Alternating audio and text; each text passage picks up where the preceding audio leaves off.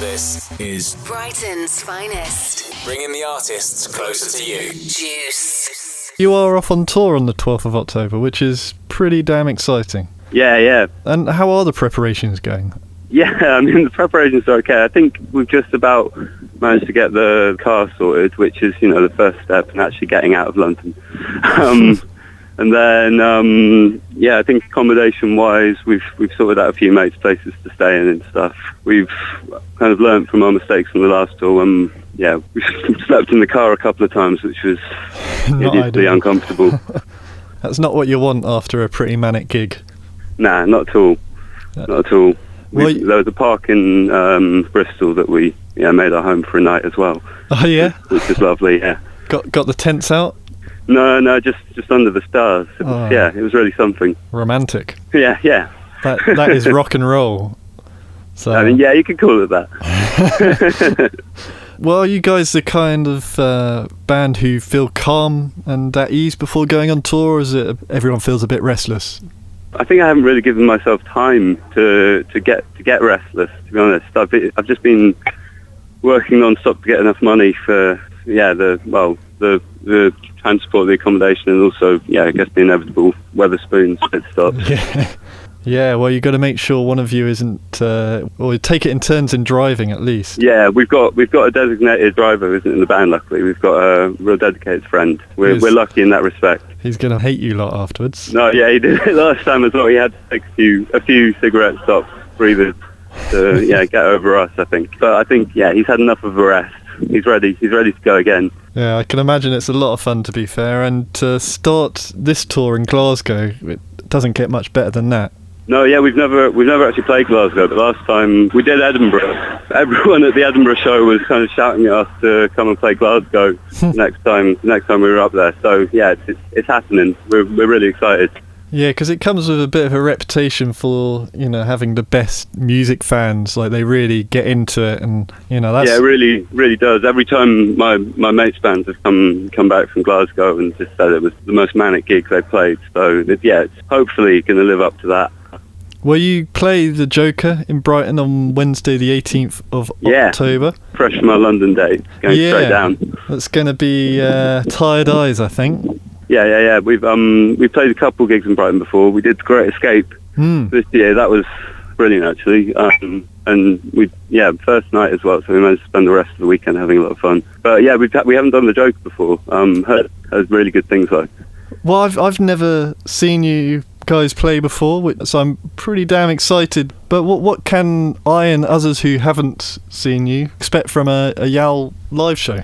Well, we let loose quite a lot on stage. The last couple of gigs we played, we've maybe gone a bit too overboard. There's been a lot of falling out. There was a gig we did in Brighton once where the bassist fell into the drum kit halfway through the set, and we had to spend a lot of time rearranging, which was more embarrassing than anything else.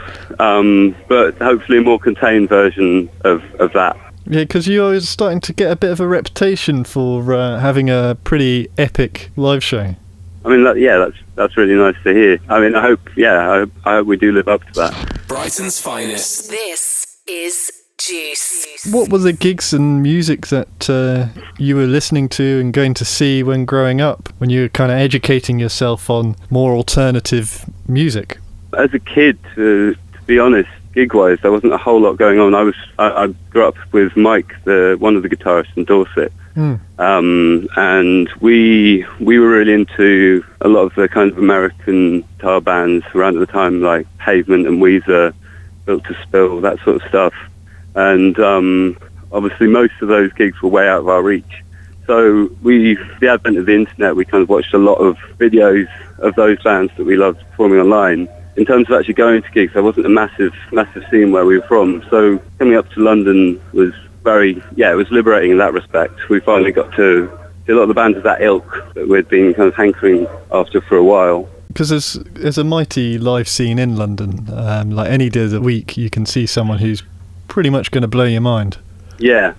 Like that is the beautiful thing. Quite an amazing situation to be in, and also a difficult one, because also you have to, work, live to fund your passion as well.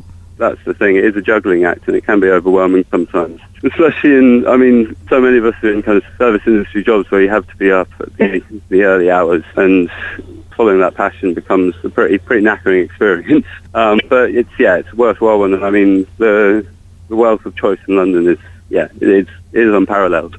Could you tell me a bit about the band and your beginnings? Like, because there are 5 of you. You're all now based in Peckham. How did you all kind of meet and come to the decision to make music as Yowl?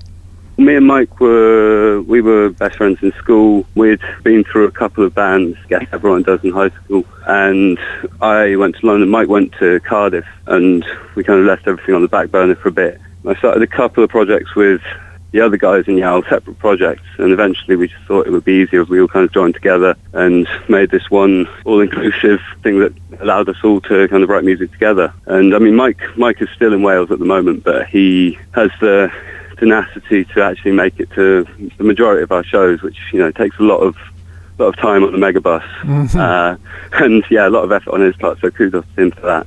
Oh, cool. So what was the first track you released, and is it still public or is it hidden in the depths of the interweb? First track we released was Yowl. You know what? There were a couple. I don't know if I'd even really want to name them because they're so far in the recesses of our past now. But we did a few things. We made a little music video that now sadly we've deleted. We had a few tracks out, and then I think because we writing as Yowl for a while before we actually got all the members on board, we almost kind of started the band afresh with the same name, and that's when we released the EP last year, which had kind of Saturday Drag and Imminent Return and the other tracks on it. And it's only really been the last kind of couple of years that we've been really kind of going for it in its current form. Because there's only a handful of tracks really, or a handful on the finger of music that the public can actually hear. Yeah. I mean, it's basically our live set plus, a couple of songs that we play live that aren't recorded. But we've been chopping and changing it for a while now, and I think every time we lose a track, we rarely go back to it. And I think it's gauging how people respond to the tracks very much kind of informs what we're going to do next with them. And I think we're slowly getting to the point where we've got a full set of songs that we're really happy with. And once we've got that, then we'll start recording more, and we'll actually be able to start playing around with the songs we play live a little bit more. That's the most exciting part for me at the moment. Yeah, I can imagine. Have you got anything that you're going to be releasing very soon? Because My Heartache Likes to Speak and Darkroom are pretty tasty treats from what I can imagine you are hiding away from us.